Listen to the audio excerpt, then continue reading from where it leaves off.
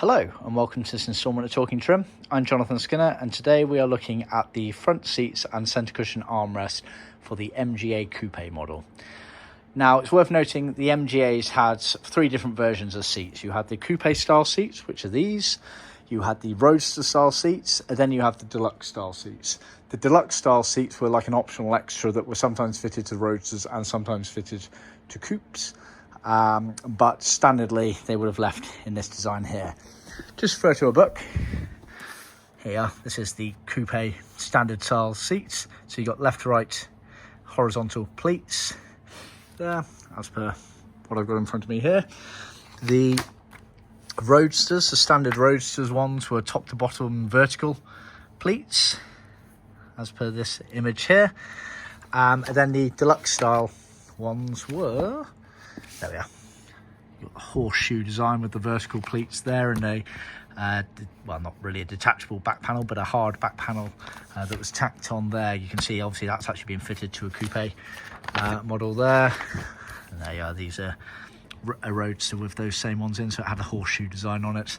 So that's the version there, which was sometimes fitted to Roadsters and sometimes fitted to Coupes, but standardly this was the seen as the normal style, standard style for the Coupe models. Please be sure to check out the description below, as there'll be lots of useful information, not just on this product here, but related items, as well as links to related seats, including the Deluxe style seat covers and trimmed up versions of the seat. So be sure to check that out. There'll also be some links to our website on where to buy these parts, as well as links to our materials and colours library, and also our blog handbook post with lots of useful information about our processes and technologies that we use. We have a fantastic reputation worldwide for our quality and workmanship, unrivaled by any company out there. Be sure to check it all out, because we go into a lot of depth about these bits and bobs and the reasons why really you should consider no other supplier for your interior trim parts. That being said, let's dive on in. It's worth noting as well for the centre cushion armrest, which sits on the gearbox tunnel, the Coupe was plain like that, did not have a pleat line down it. The Roadsters had a pleat line down it, the Coupes did not. However, we've seen several examples where their two get mixed up. So we can obviously offer one with a pleat line, but strictly speaking, they only should have left with the Roadsters. But some surely left with the Coupes and vice versa as well. Just to refer to that in this book here, you can see on this Roadster here, you've got the front to back pleat line, but on this Roadster here, you have not. It's plain like the Coupe. And I think that's again shown there. Yeah, you've got two Roadsters here where there's no pleat line and no pleat line. So just bear that in mind. But this Roadster here does have the pleat line on it, whereas the Coupe, although very wrinkly on that photo there, that does not have the pleat line on it, nor does this one here. So just bear that in mind. Strictly speaking, no pleat line. So these seats, we sell the seat covers as a set, obviously a pair of seats. Then the centre cushion armrest is sold as a separate individual item, but it does include the foam for underneath it. The seat foams and other seat hardware are sold separately to the seat covers. So the centre cushion armrest comes as standard with a foam underneath it, but the seats do not. They are all sold as optional extras. These particular seats have been done in Ferrari beige, which is a non-original colour for the MGA, as the name might indicate. It was used on Ferraris. Lovely colour, and we've done it with British Racing Green piping to the customer's request on that one. They've been done to leather face specifications. So as with all of our seats, we can offer a three-tier approach on them. At one end of the scale, you have everything in vinyl. At the other end of the scale, you have everything in leather. And then the middle ground option, which was often the OEM specification, i.e. what was left originally from the factory, was this, which is what we refer to as leather-faced, meaning the bits that touch your body when you sit in the seat are leather, but the back surrounds and retainers were vinyl. So, for example, all of this area here, the pleated panel, the top section, the side bolsters are leather, but these retainers here are vinyl. The back there is vinyl. Some of the surround here is vinyl, but the exposed part here is leather. retainer there is vinyl, etc. So just bear that in mind. Same sort of principle on the armrest. This top part here is leather, but this retainer and this surround here is vinyl. So that's seen as what we refer to as leather faced, i.e. the facings are leather. Commonly referred to in the industry by heritage certificates, books and other suppliers out there as leather, which shouldn't be confused with what we refer to as full leather. Full leather would be no vinyl whatsoever, everything in no vinyl whatsoever, everything in leather. So just bear that in mind and don't confuse the two when trying to compare apples with apples, so to speak. Piping was always in leather cloth as per original specification. Where colours allow, about 90% of our colours we can offer in leather cloth. Some we do have to revert to vinyl, but ideally leather cloth. Please do refer to our blog handbook post on the benefits of using leather cloth for piping as opposed to vinyl. A lot of other suppliers out there default to vinyl. It's a bit of a shortcut, means you don't have to stock an extra material. Not that suitable.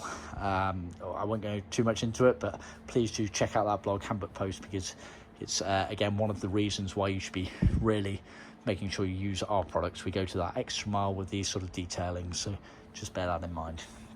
But yeah, the seat covers, as you can see, got the genuine tuck and roll left to right pleats on them, side bolsters, etc., and the retainers. Some of the pieces are foamed on the side to give extra definition. It has the double row of piping and the top stitching detail going around on the sides there. Same principle again on the cushions. Worth bearing in mind, the backrests are not handed, i.e. they are not left and right.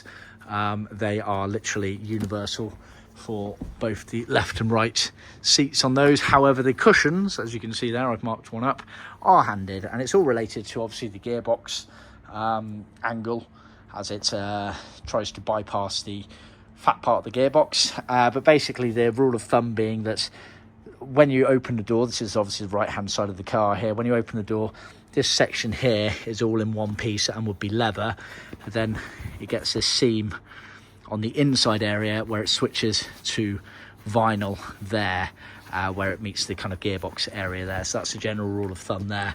As you can see, if you look above, that's one piece, so then it joins on there to vinyl on the gearbox side, whereas the other one is opposite. Obviously that's upside down, but that will be on the inside there, so worth keeping that in mind. Our seats, just as a rule of thumb, always look out for these triangles going outward. That indicates right hand. So you can see there we've got one, and there we've got one, so that indicates that that seat is a right hand seat. We do mark them up as well, but always look out for these triangles. If you see a big triangle like that extruding out from something, it means it's a right hand seat. Bear that in mind. Centre cushion armrest, obviously not much to say about it really. No pleat on there. Has the border surround on it. We make our borders deeper than they need to be, which allows for easier fitment in the car. Originally they were sewn onto the gearbox carpet. We do not sew ours onto gearbox carpet, and there is a reason for that. We do it by design, and I'm more than happy to go over that with you guys during the fitment process, but it's all about how it fits into the car. You want to be fitting the carpets first, making sure they're completely correct angle wise in the car, and then after that chalk draw on where the armrest is going to go and make sure that then stays in the same orientation as the carpet. Otherwise you might end up with a crooked armrest. But yeah, more than happy to go over that in person as well. They were stitched onto the carpet originally, but there are easier ways of putting them onto the carpet, which is less labor intensive. So again, happy to help you or your professional trimmer with that should you need it. But yeah, basically the seats there. Like I say, be sure to check out the description below for more details, and be sure to check out those links. Don't assume that you can get the same quality and fitment parts elsewhere. This is the whole reason I've done a YouTube channel, is to showcase our work. You'll notice that the majority of other suppliers out there, in fact I'm pretty sure all of the other suppliers out there, do not have a YouTube channel showcasing their products, because, well, simply speaking, I don't think they can stand by them like we can. Whereas we have, you know, hundreds upon hundreds of photos on our website from customers all over the world, showcasing our items, showing the satisfaction that we have on a global scale. We've been doing it for over 40 years. It's worth bearing in mind as well, we are not trim upholsterers. We do not get cars in and fit them. We don't have the luxury of tweaking everything to that individual car. We rely on very accurately made, tried and tested patterns. And of course, we wouldn't be able to showcase our parts if our customers weren't satisfied and wouldn't send us photos from all over the world. So all the photos you see on our website should be a staple of recognition of how happy people are with our patterns, which are tried and tested. Again, something else that a lot of other companies out there cannot claim, as a lot of people don't even have photos on their website. So yeah, just bear that in mind. I don't want to go on about it too much, but definitely worth keeping in mind that just because someone else says they can offer MGA seat covers does not mean they are offering the same product. They try to, but it falls short. So just keep that in mind. Anyway, please remember to like, subscribe and share with other classic car enthusiasts out there. And be sure to check out all the links below, and I'll see you next time.